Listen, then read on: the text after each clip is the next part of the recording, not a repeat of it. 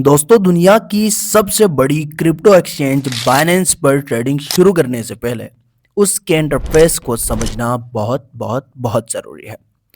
जब आप इस एप्लीकेशन को इंस्टॉल करते हैं तो अक्सर लाइट मोड में ऑन होता है, जो कि बहुत ही सिंपल होता है। मगर असली ट्रेडिंग का मज़ा प्रो मोड में है। आपने प्रोफाइल पर जाकर जो बाइनेंस प्रो सेलेक्ट करना है, ठीक है। पहले लाइट होगा, इसको प्रो सेलेक्ट करना है। यहाँ आपको वो सारे चार्ट्स, इंडिकेटर्स और फीचर्स मिलेंगे जो एक प्रोफेशनल ट्रेडर्स को चाहिए होते हैं।